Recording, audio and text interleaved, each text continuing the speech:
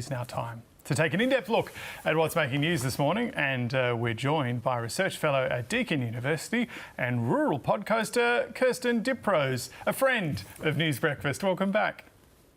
Hi, James. Yes, absolutely. Thanks for having me. The Guardian has a story about the Coalition's work from home policy, and within Coalition ranks, this has some people concerned about what sort of message it might be sending to some key target demographics as the federal election approaches.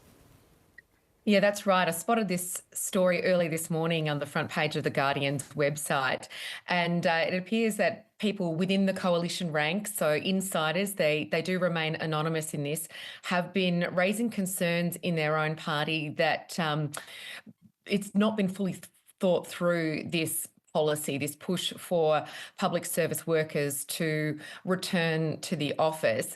And firstly, it was really misinterpreted when it was first announced on the 3rd of March. And I remember hearing across commercial radio stations this idea of, oh, Dutton wants everyone to go back to the office. What do you think? Without that kind of qualifying that it is just the public service that they're talking about. So firstly, on that front, it didn't go down well. But secondly, professional women really don't like this policy because it's often the professional women who are taking those flexible work arrangements so that they can have these jobs.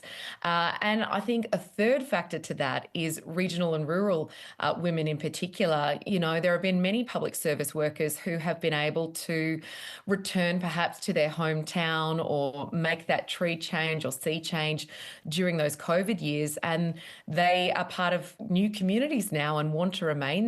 And certainly, well, Canberra might not like that. I think regional towns really do like that and individuals like that. But on a political front, there are several key seats that the Liberals are wanting to reclaim from the Teals. And it's those sort of professional women that, you know, it's probably not hitting the mark for. And I live in Wannon in the southwest of Victoria, and there's a fight on between the Liberal Dan Tehan, who has held the seat for a long time, and an independent Alex Dyson.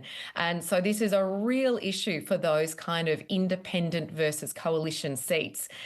So we'll be seeing whether or not the coalition holds to this one or starts to walk away from it.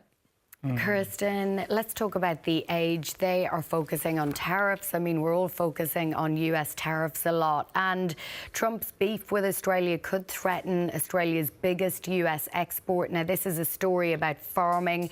James and I, former farmers, you're a current farmer. How concerning is this?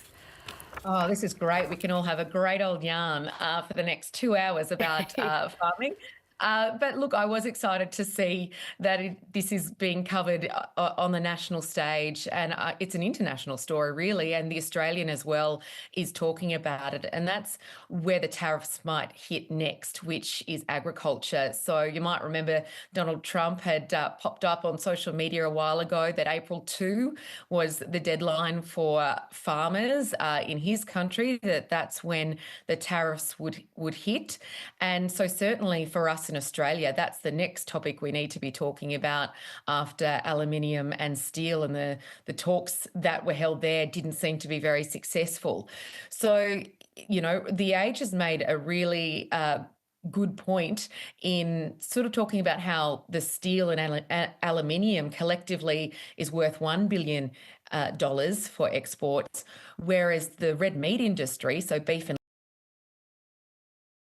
$1 million, and that is going to hurt, you know, a lot of family-run businesses. So yes, there are some larger ones, but there are some smaller ones in there too that will really be affected by this. So what kind of leverage can we pull here? And we haven't actually heard much from the federal government about this. And obviously how they're playing politics is something we're all watching, because it has been softly and behind the scenes, but we're starting to see the government really come out strongly publicly. So we're sort of waiting on this in the farming community. And indeed, the Australian's got a story today talking about how at the Global Food Forum today, it's expected that there will be a big federal government sort of push that the Trade Minister, Don Farrell, will pledge to protect the food export industry to the US, and will say to the industry that we've got your back. So that's in Melbourne today. So a lot of people in the food industry really waiting to see what happens next and to see if we can rekindle that friendly relationship with the US for our agriculture exports, particularly after the sort of big fight with China that we've recently had. It seems almost exhausting that one tariff issue is solved and another one pops up. Yeah, and Kirsten, I should just make very clear, I do not claim ex-farmer status. You have farm. My family, I used to own some cattle, and my family used to have a farm. That means farming. We're going to move on. The Prime Minister says, steal a crocodile next time. That's his message to this US influencer who decided to, baby nap a wombat? I don't know how we're referring to it.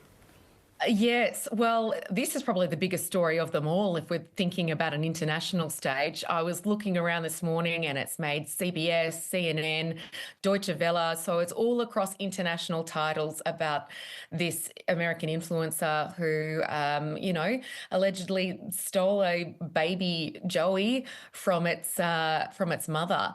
And the Prime Minister has probably got the best call of them all. Indeed, the RSPCA has called it callous. I think Penny Wong said it was a dreadful act.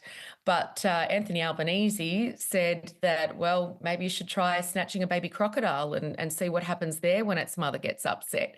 So it's not something that's gone down well, and it's another one of those funny examples of something that would probably have never have happened if we didn't have social media and this thing called influencers.